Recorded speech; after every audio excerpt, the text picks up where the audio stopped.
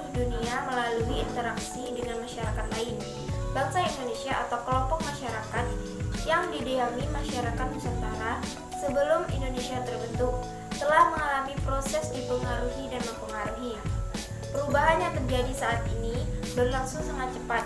Hanya dalam jangka waktu satu generasi banyak negara-negara berkembang telah berusaha melaksanakan perubahan kebudayaan.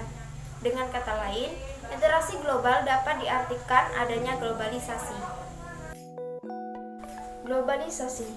Menurut Wikipedia, globalisasi merupakan proses masuknya ke ruang lingkup dunia.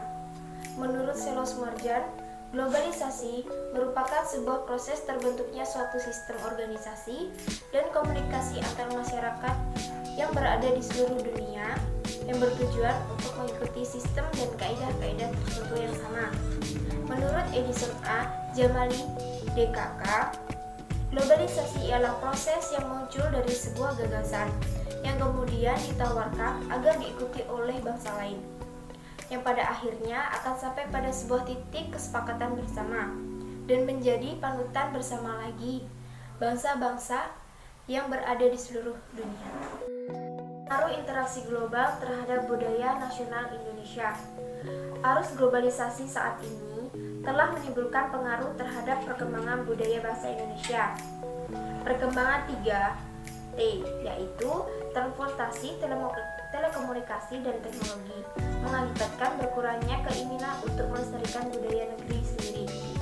Budaya Indonesia yang dulunya ramah-ramah, gotong royong dan sopan berganti dengan budaya barat, misalkan pergaulan bebas. Pada saat ini, ketika teknologi semakin maju, ironisnya budaya daerah semakin menghilang di masyarakat.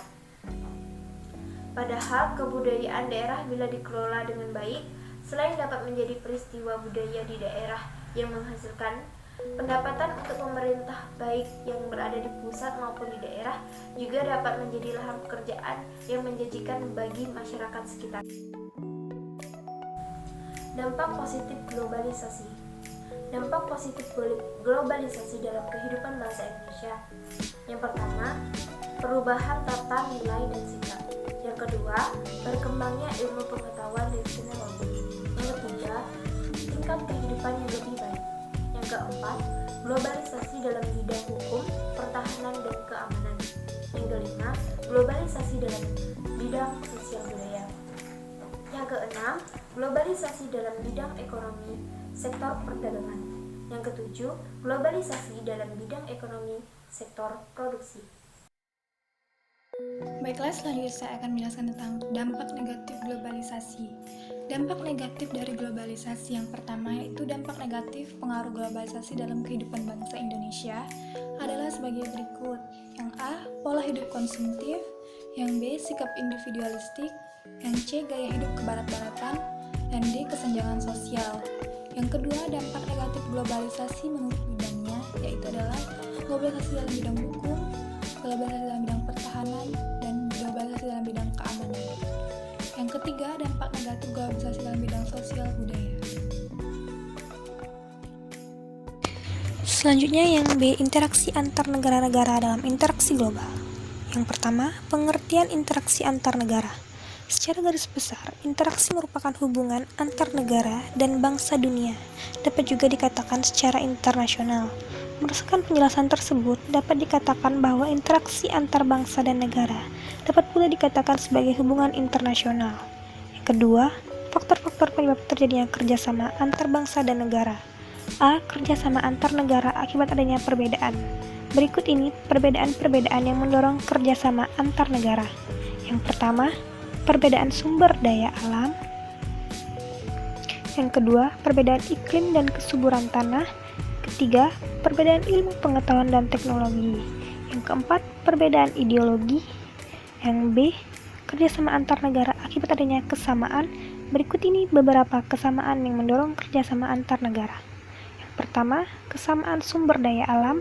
Kedua, kesamaan keadaan wilayah atau kondisi geografis. Yang ketiga, kesamaan ideologi. Yang keempat, kesamaan agama. Selanjutnya yang C, pentingnya interaksi antar negara-negara.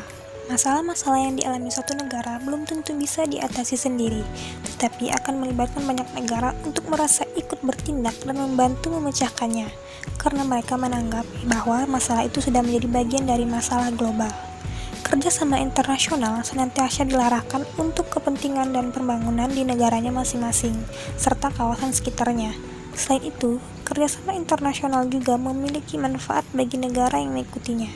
Manfaat tersebut antara lain manfaat ideologi, politik, ekonomi, sosial budaya, manfaat perdamaian, manfaat kemanusiaan, dan lain-lain.